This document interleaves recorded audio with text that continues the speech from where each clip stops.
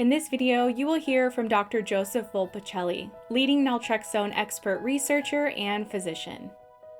How do I know if I need a higher dose of the medication naltrexone? And I typically see this question after their doctors put them on a 50 milligram dose, and maybe they've been on it a couple of weeks, maybe a couple of months, and they're wondering, is this working? Should I increase my dose? How do I know if I need a higher dose? And again, something they should be asking their doctor, but generally speaking, how does somebody know if they need a higher dose than the standard 50 milligram tablet? Yeah, so again, there's a variety of reasons why you might not be having success with using naltrexone.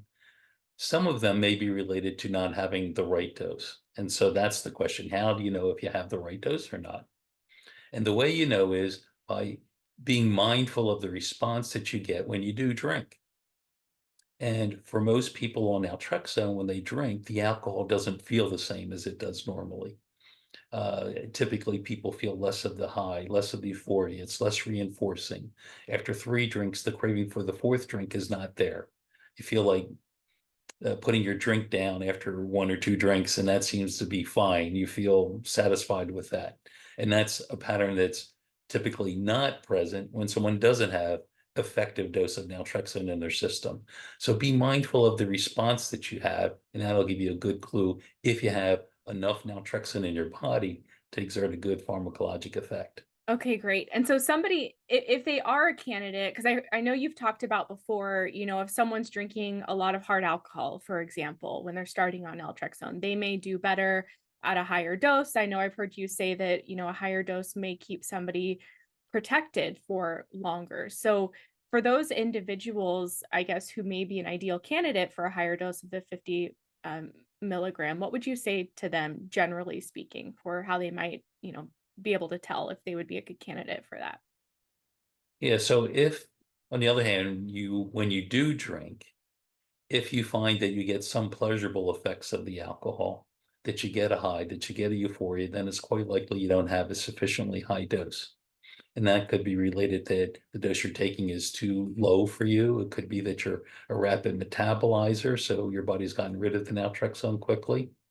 So again, there's a lot of trial and error with that.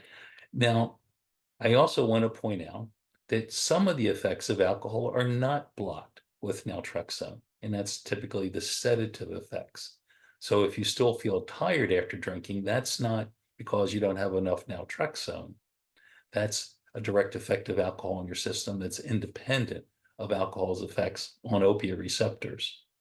But the effect on opiate receptors is mostly experienced by people as a high, a euphoria, an increased energy. And if you're getting those kinds of symptoms after having taken naltrexone, it's quite likely you need a higher dose. Now, who are the people that need the higher doses? And you're correct that the how quickly you drink and the concentration of alcohol that you drink can have a big effect in terms of getting an effect from alcohol that's not blocked with naltrexone.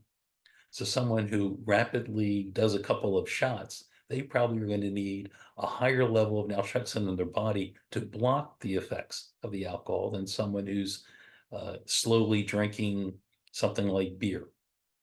And so the level that's effective in blocking the effects of alcohol really depend on how quickly you drink and the concentration of alcohol that you drink. And again, through trial and error, you can find the right dose that's effective for you. Now, as I'm telling you this, Katie, I have to say, I wonder if I'm doing a little disservice to the community because I'm giving people cheat sheets of how to take naltrexone and still get a nice buzz, if you will. And so you could use all this information as you understand the kinetics and the pharmacology of alcohol as a way of getting around it. And so that's why it's important that if you're going to use naltrexone in recovery, it's important to use it in the whole context of working with someone that's going to help you stay motivated to take the naltrexone and to use it in the right way to help in your recovery, not to use the naltrexone as a way of sort of saying, see, I'm doing treatment, but in fact, you're really trying to figure out a way around the naltrexone so you can still get the high.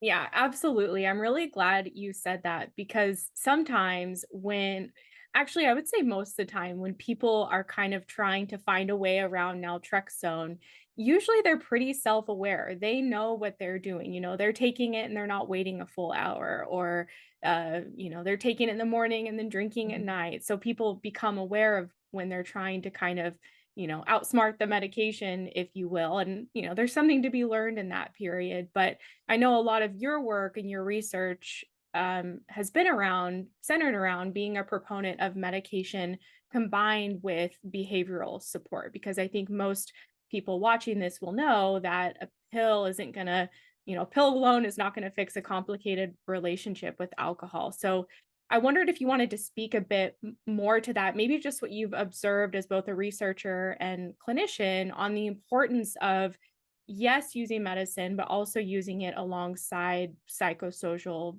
behavioral type support. Yeah, so maybe I can give you a little bit of history here. So when we did the very first studies with naltrexone, I found that for some of my subjects in the study, they would tell me that they would drink on naltrexone, and they came back and they said they were really disappointed. They didn't get very much of a buzz from the alcohol, and they would stop after one or two drinks. And I was congratulating myself. So you found a cure for alcohol addiction. But then I followed these folks, and they weren't getting better. And the reason they weren't getting better is because they still wanted to get the high. They wanted to get the buzz. So they would take naltrexone Monday through Thursday and stop taking it on Friday. And on the weekend, then they would do a lot of serious drinking. And that's sort of what they wanted.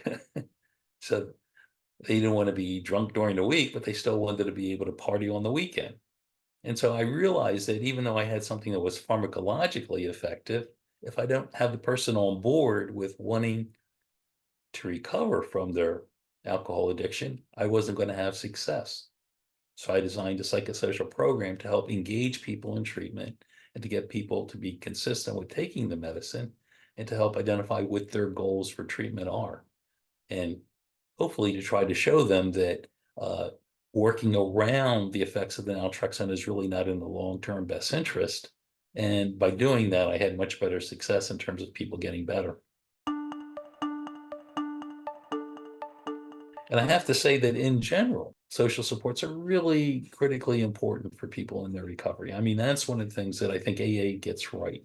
That when people are have peer support or a coach or someone can help hold them accountable, but give them support when they begin to lose hope, that's very important, critically important in terms of people getting better from this disorder. And so I recommend, from the beginning, we've recommended that if people go on naltrexone using the Sinclair method or daily naltrexone, or if they get a monthly injection of extended release naltrexone, that in addition to using the medicine faithfully, it's also important to have psychosocial support to help you get through the process.